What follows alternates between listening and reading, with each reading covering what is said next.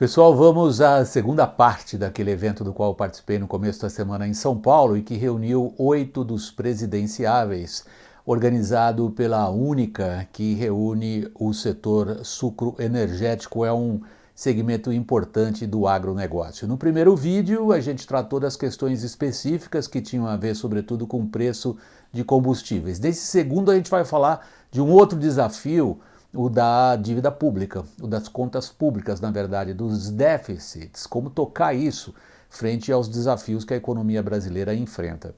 Antes, um pouco sobre o tom daquele evento.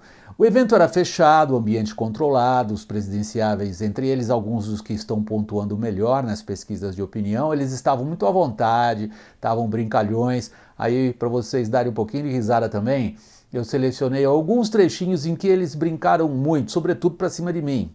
Preço. Ciro, bem, tá acabando o tempo. eu estou acabando, estou vendo ali. São uns segundos, se você não tivesse me interrompido, eu tinha acabado neles.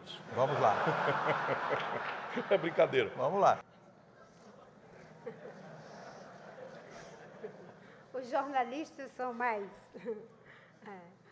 menos diplomáticos, não é isso aí? O tempo está acabando. Agradeço aqui a oportunidade. Eu já dei uma maciada no VAC para não atirar muito forte em cima de mim. Por que a população até agora não quer entender o que você quer dizer? Olha, o William Vac quer saber como é que nós vamos ganhar a eleição. Né? Sim, você não tem medo de ser freira no bordel?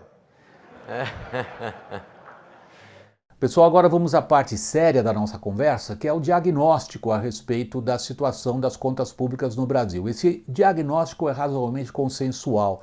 Eu estou usando a opinião de Paulo Rabelo de Castro, é um presidenciável, não apareceu no primeiro vídeo pelo PSC, é um economista conhecido, foi presidente do BNDES e também do IBGE, e o que ele diz é o ponto de partida. Os diversos candidatos, eu reuni apenas algumas opiniões representativas, não estão todos aí, mais ou menos que concordam em relação à descrição do problema inicial para as contas públicas brasileiras. Vamos conferir Paulo Rabelo de Castro. O sistema tributário lhe rouba pelo menos 33% do PIB, mas você tem pelo menos uns 6 a 7, quando não mais, talvez, esse ano, de déficit nominal, 40%. O governo ainda introduz suas garras em termos regulatórios, em termos de vários setores, principalmente a poupança nacional, contas feitas, pelo menos 50% do PIB, ele é intrometido pelo governo ou dentro do governo. Quem assumiu o governo, dia 1º de janeiro, o Brasil estará no 6º ano de déficit primário. Já está previsto na LDO do ano que vem, gastar 130 bilhões a mais do que vai arrecadar, sem pagar um centavo do serviço da dívida, que vai ultrapassar 75% do PIB. Da maneira como está, para vocês terem uma ideia, hoje, mais da metade do orçamento público de 17 foi gasto com a Previdência. Nessa linha, vai ser mais de 80%. Portanto, nós vamos ter uma situação insustentável. Cada vez mais, nós tenhamos uma situação onde o país inteiro vai trabalhar para pagar a aposentadoria. Esse pouquinho de consenso esconde, na verdade, divergências graves em relação à natureza do problema das contas públicas no Brasil. O governo que está saindo, tá essa geleia, já está o fim de governo muito antes do final mesmo, deixou como contribuição a chamada PEC dos gastos, é impor um limite ao crescimento dos gastos públicos. Vocês vão notar que as críticas à PEC dos gastos, que o governo e muitos economistas consideram essencial para arrumar as contas públicas brasileiras, que essas críticas vêm de espectros ideológicos e por razões bastante divergentes. Vamos começar com as críticas de Ciro Gomes, à PEC dos gastos, e na sequência, Paulo Rabelo de Castro, um liberal. O que é a PEC 95? É uma jabuticaba. Só tem no Brasil. Você pega e estabelece um congelamento do gasto corrente do país, exceto o gasto corrente com despesa financeira, que leva 50% do orçamento, exceto o gasto corrente com previdência, que leva 29% do orçamento, e empurra para 19% do orçamento a amargura de suportar o equilíbrio orçamentário por 20 anos.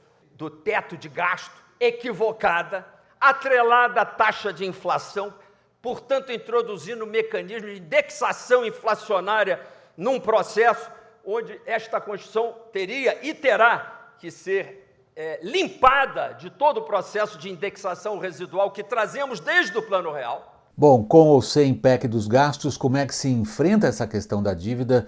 Nós vamos começar pelo candidato Jair Bolsonaro. Ele é bem pouco específico na maneira como ele quer enfrentar a questão.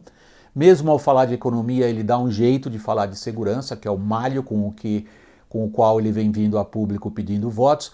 Prestem atenção no finzinho, ele está ainda assumindo um pouco do ideário liberal que lhe é dito pelos seus assessores. Eu explico depois que vocês conferirem o que Bolsonaro tem a dizer sobre como enfrentar a questão da dívida pública. A situação como está a economia do Brasil.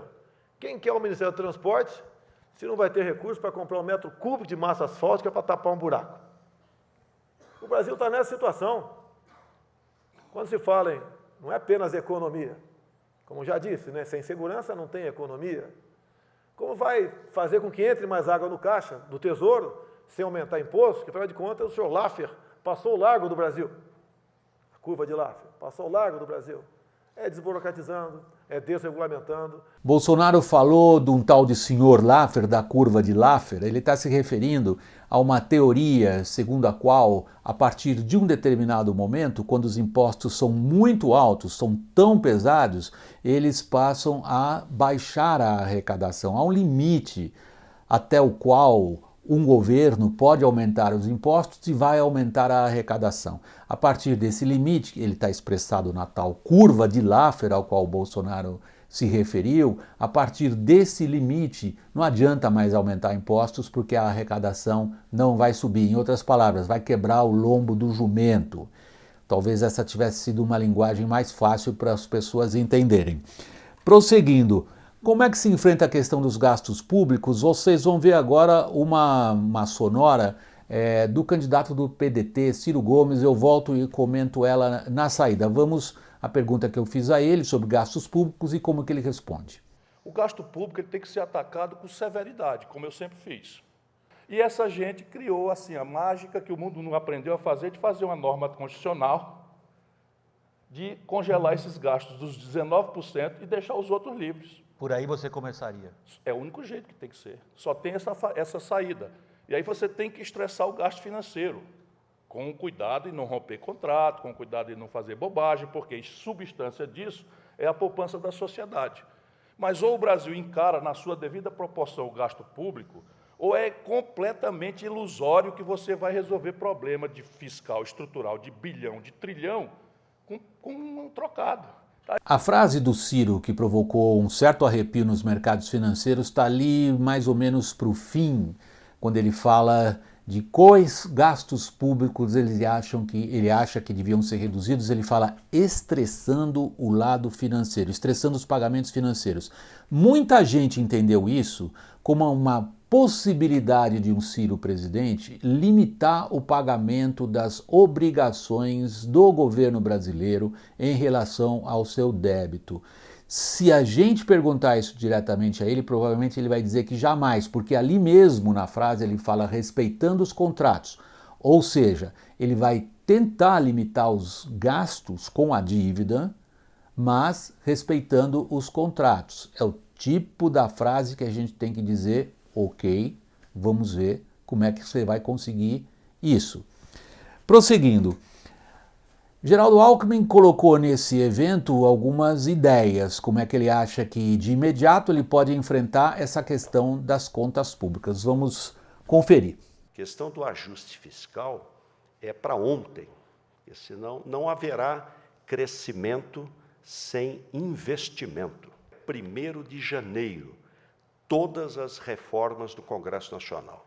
Estamos elaborando já reforma previdenciária, defender a reforma tributária, a reforma trabalhista, porque tem candidato que diz que no primeiro dia vai acabar com a reforma trabalhista, defender a reforma tributária e fazê-la rapidamente, e reforma do Estado.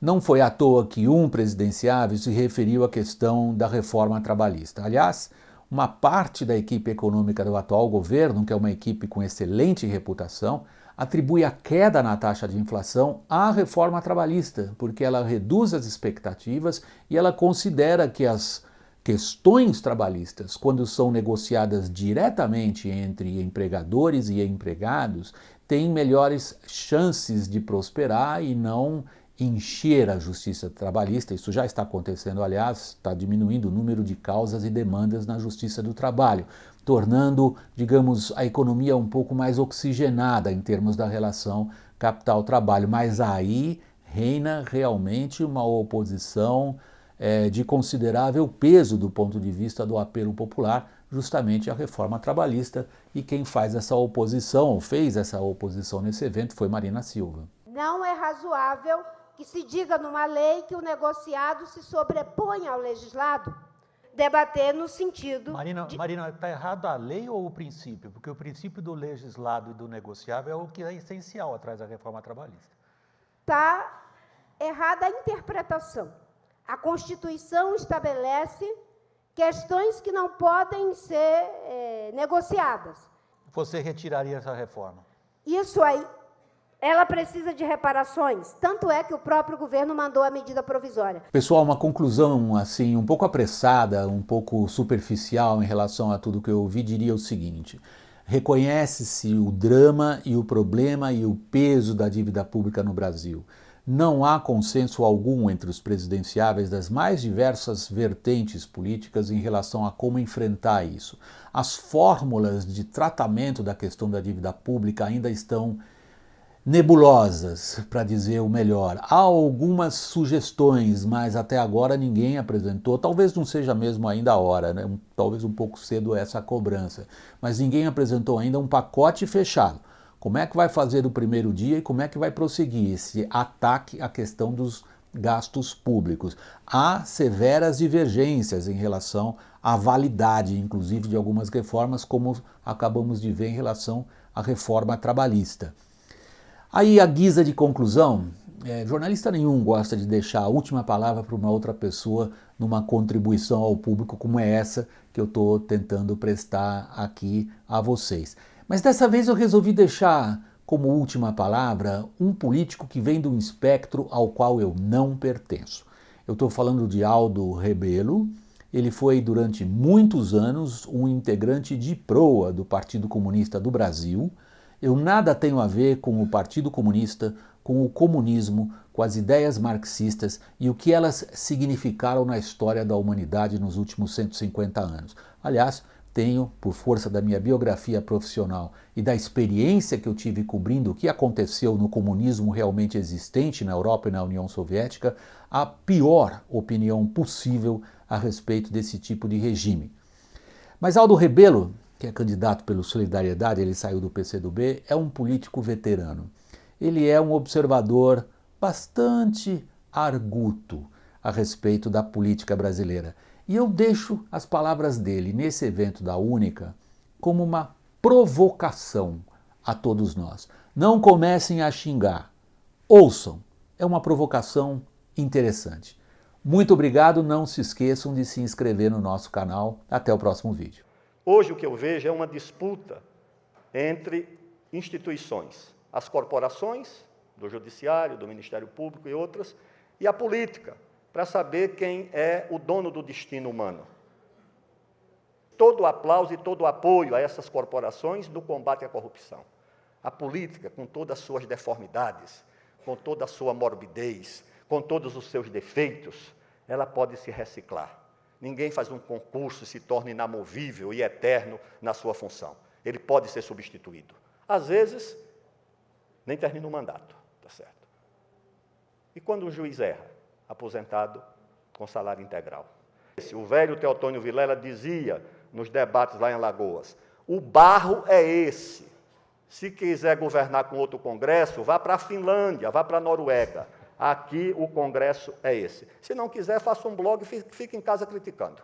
A vida é essa, e é esse país, é desse jeito que nós precisamos mudar o Brasil. E eu não acho tão difícil assim.